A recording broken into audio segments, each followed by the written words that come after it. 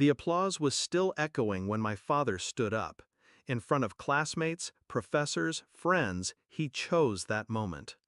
"I won't be paying another dime for her," he announced, voice like a gavel. "She's not my real daughter anyway." Gasps scattered like broken glass. My stomach hollowed, but my face didn't crack. I smiled, stood, and walked to the podium. If he wanted theater, I'd give him a show. People always said he adored me. His only girl, they'd whisper. He taught me to tie my shoes, quizzed me for exams, cheered at my soccer games. His pride was my armor. But armor only works if it's real metal. Mine turned out to be tin. The cracks started years ago. Late-night phone calls, hushed arguments behind doors. My stepmother's laugh echoing down the hall long after he'd gone to bed. Then, the day I borrowed his laptop for an assignment. A folder, poorly hidden. Emails, pictures, messages. Not about me, about a boy. A boy with his eyes. My stepmother's son, not mine, his. Conceived while she was still married to another man. The irony? My father wasn't betrayed. He was the betrayer. The boy thought his father was someone else. But DNA doesn't lie, and neither would I. Not forever. I didn't confront him then. No tears, no begging for truth.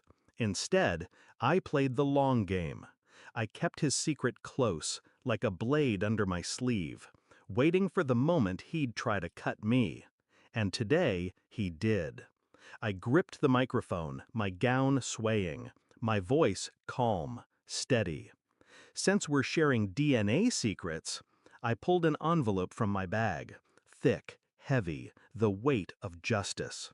His wife's face drained white. She already knew what I held. Inside, paternity test results. His name, the boy's name, a match, unshakable. Gasps again, sharper this time. The audience leaned forward, hungry. "My father says I'm not his daughter," I said, letting the words cut clean. "But according to science, his real child is the one his wife has been raising with another man's name on the birth certificate." I turned the paper so the front row could see the bolded word, positive. Silence collapsed the room, then whispers, then a roar. My stepmother's hand flew to her mouth. My father staggered as if struck. The boy, my half-brother, sat frozen in his seat, his life unraveling in front of strangers. I didn't look at them. I looked at him, the man who had raised me, the man who had humiliated me. "You wanted truth, Dad?" My voice stayed level. "Here it is." The fallout was immediate. The marriage cracked within weeks. His empire of control destroyed by his own arrogance. My stepmother filed for divorce. Her son confronted her in public, screaming, calling her a liar. My father lost both of them in a single blow. And me? I walked away. Not broken, not desperate. Free.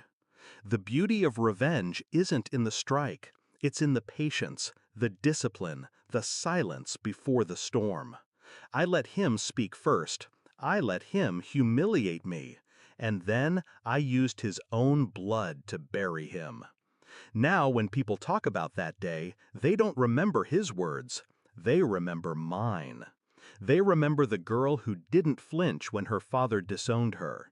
The girl who turned betrayal into theater, humiliation into execution.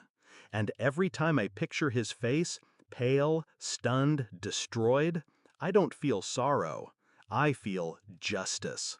Because the truth isn't just freedom. It's a weapon.